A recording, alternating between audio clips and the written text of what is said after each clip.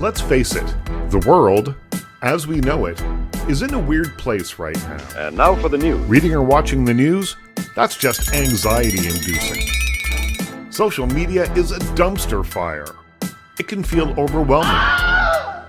Like the world is spinning too fast. Like we're drowning in bad news. It can leave you feeling uneasy, anxious, angry, like things aren't right in your world or anyone else's. But here's the thing, it's not just you that feels this way, it's everyone. So spend a few minutes with me today as we take a collective step backwards, away from the bad and into the good. Welcome everybody. Later on, we're going to find out how you can make a difference, 1 or 2 tomatoes at a time, with my guest, Nick Offerman. First though, some science. You know how you feel better when you watch a funny movie? That doesn't just happen, it's actually science. Movies can do lots of things. They can help us learn or process difficult life lessons. They can drive social change. Studies show something else, that watching happy movies stimulates feelings of happiness in viewers. And who am I to argue with science? 11 out of 10 doctors suggest watching movies that make you feel better on the way out than you did on the way in is a good idea. And if that sounds like a prescription for happiness to you, Fisherman's Friends, the movie, not the cough drops, might be a good first dose. Another entry in the real-life underdog Brits overcoming adversity genre of movies, Fisherman's Friends is a good-natured crowd pleaser with some deep laughs that tells the real-life story of a group of fishermen from Cornwall in southwest England who signed a contract with Island Records and saw their debut record go on to become the biggest-selling traditional folk album of all time. Ladies and gentlemen, we're the Fisherman's Friends. Oh, this is bloody torture. No, I want these guys sign up to Duke Melody. What kind of music were they singing? The rock and roll of 1752.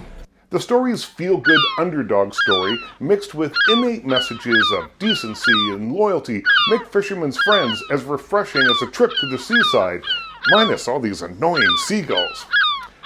Here's the movie star, James Purefoy. I think people come out of that film feeling like, oh yeah, we are members of the human race. Mm-hmm. And not just are we members of the human race with just looking after our own tiny little block and our own tiny little family, but actually we are part of a much wider community of people. And I think one of the reasons it was very successful here in this country is that it came out maybe 2 weeks before Brexit happened. Where the country was feeling incredibly fragmented and divided and polarized, and it was getting very nasty. And yet people were able to go and see a movie that was about a community and about a small village and about friends and love and relations and the things that bind us together, and we weren't concentrating on the things that drive us apart. And I think that's what we need to be doing, not just in movies, but in politics as well. We really need to find a way to come together, because being driven apart like we are doesn't help anybody. Don't have time for a movie? Sometimes the things that can make us happy are right in front of our faces. We just have to keep our eyes open for the signs. Writer Adrian Posey said, "Signs don't shout, they whisper." So listen up to the positive messages from these signs that I found in and around the town. Sometimes they inspired me. Sometimes they gave me an unexpected boost. Yes! This one made me laugh by using several words that should never be seen side by side. This one made me feel safe, kind of. I want you to give me the gun. And this one offered up some solid life advice. No fighting! And this one just sums it all up. Change is good. Like the sign said, change is good. It's not easy, but as they say, bending beats breaking. Here with some tips on how to make changes in your life that will stick is life coach Michelle Charles Gustafson. I asked her if we should be more contemplative when we make resolutions to change our lives. 100%. It's actually the prescription that I give to people is that you cannot willy-nilly this resolution and just pick it out of the air. It requires you to set a deeper intention. And I share this with my clients, is that most resolutions are what we call goals, right? It's my goal to, whatever, lose 15 pounds, whatever. Yep.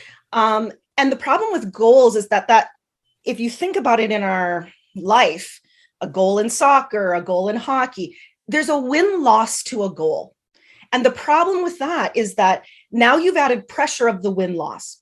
I share with my people, do not win or lose here, okay? It is time to switch up the script. And I always share that you want, instead of a resolution, flip the script and go to an intention. An intention is there because it acts as a barometer for what I'm learning. So that every time you're doing a habit or you're trying to integrate something, you're acting, learning, and then acting again. And in between the acting, you go, what did I learn here? Even if it's from one day to the next. It's like, well, I ate too many slices of pizza. What did I learn? Okay. Or, oh, wow, I drank all the water I wanted to. What did I learn? Did I have to put the cup beside my desk? Did I have to make sure it was in my car? You shift your focus away from winning and losing, and you put it on learning. And that's the secret. That's the secret to getting it done and being successful.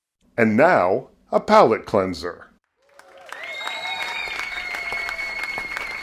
Thank you. Thank you very much. It's great to be here. How are we doing tonight? Do we have any skeletons in the audience? Of course we do. This joke's for you. I walk into a bar and I say, "Barkeep, bring me a beer and a mop."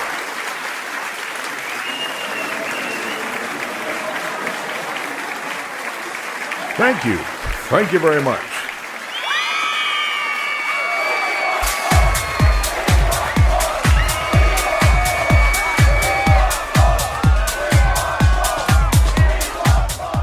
Nick Offerman plays heightened characters on television like Ron Swanson from Parks and Rec, but recently he gave me some very down-to-earth advice about where he finds happiness when things spiral out of control. All along, I've had to learn that the reason, if I was ever unhappy, it was because I was focusing not on what I had, but what I didn't have. And eventually, somewhere in my 20s, it really clicked for me where I said, "Oh, this what you've been given, this body, this voice, whatever skills or foibles you possess, that's all you get." To feel better for myself, I simplify. I turn away from the world at large. If you take in too much of the news, even if you have a very happy life, which I do, if you watch the news all the time, it's like, holy son of a bitch, the world is horrible. But if you shut that off, and I'm literally looking out a window right now, and there's a hummingbird feeding on the buds of this carrot wood tree. Well, shit, maybe that's not so bad, And so I simplify, I narrow down my focus, and I think about my loved ones. So that's a trick that I learned from my family. Just generally, we do things for each other. There are just gestures. And it turns out that that's a form of medicine and a form of self-care that I communicate with my siblings, my mom and dad, or Megan, or my neighbors. We had a bunch of extra tomatoes last week, and I took them to my neighbor.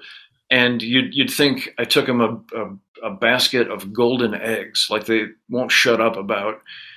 I'm like, okay, I get it. Like but I mean, they loved the gesture so much, and they've had 3 meals out of the tomatoes. So that's always my thing is I'll make a little something. A couple days ago, we're having some problems at my wood shop. There's 4 employees there. There was just kind of a train wreck. One of our machines broke down. And so I bought everybody lunch. And, at the end of it, we still have our problems to solve, but we've been able to say, okay, together we'll get through this.